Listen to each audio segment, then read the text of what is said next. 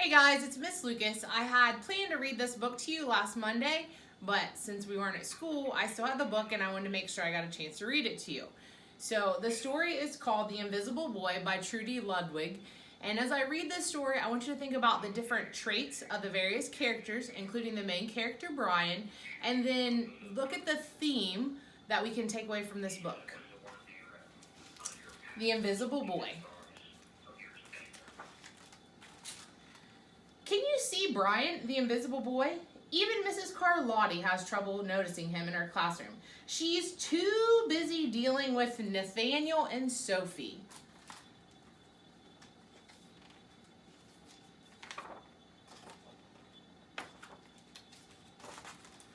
Nathan has problems with what Miss Carlotti calls volume control. He uses his outside voice inside too much. Sophia whines and complains when she doesn't get her way. Nathan and Sophie take up a lot of space. Brian doesn't.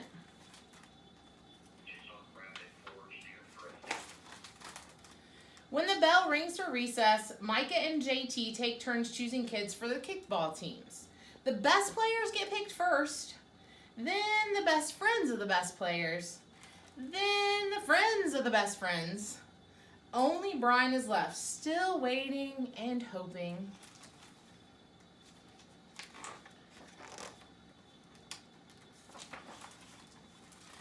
JT glances in Brian's direction and just as quickly looks away. We got enough players for each team, he tells the others. Let's play ball.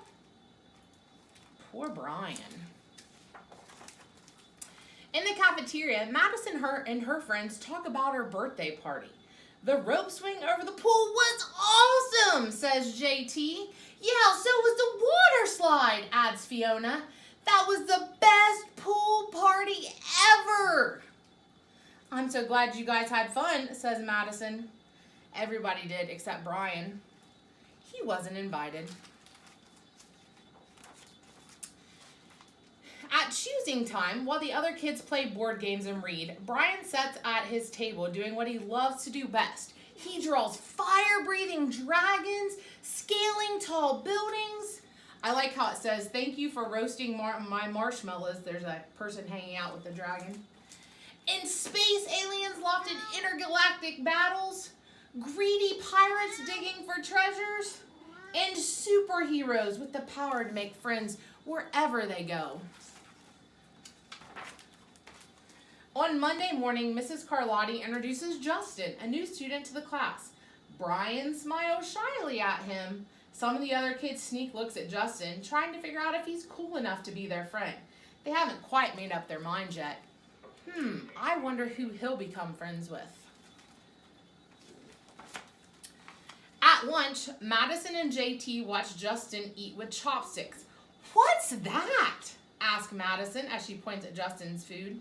It's bulgogi. Bull what? Bulgogi. It's Korean barbecued beef. My grandma made it for me. It's really good. Do you want to try some? There's no way I'd eat booger G's. All the kids laugh. All of them, that is, except Brian. He sits there wondering which is worse, being laughed at or feeling invisible. I would think it would have to be being laughed at versus feeling invisible. What do you think? The next day, Justin goes to his cubby to put away his backpack. He notices a piece of paper with his name on it. Justin, I thought the bulgogi looked good. Brian. Brian sure is being kind. At morning recess, Brian finds a piece of chalk on the ground and starts drawing.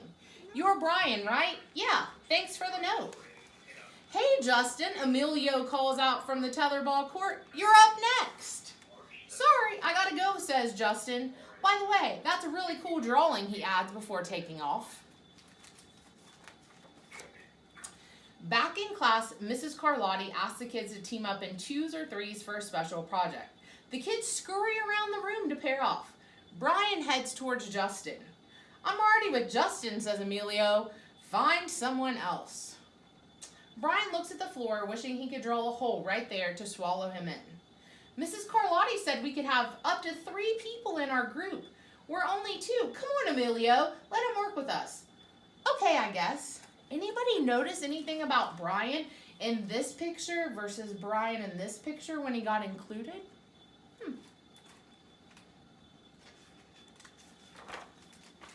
Mrs. Carlotti gives the class directions for the project. Your assignment is to work together to write a story about what you see in this photograph. Use your imagination and have fun. Whoa, cool, says Emilio. What kind of people do you think would live in a house like that? I don't know, but I bet Brian could draw them to go with our story, says Justin. Brian smiles as he takes out his lucky pen. And so we have them all working together on their story.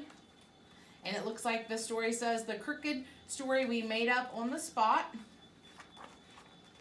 At lunchtime again, Brian's least favorite part of the day.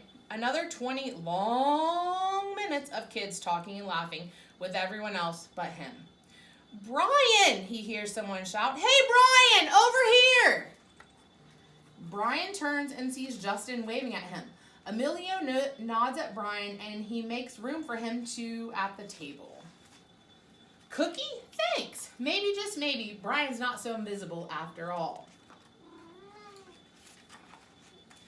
So, anybody have any idea what the theme of this story might be? You guessed it, that small, kind gestures can make a difference in another person's life. Guys, I'll read you another story sometime soon. Stay safe.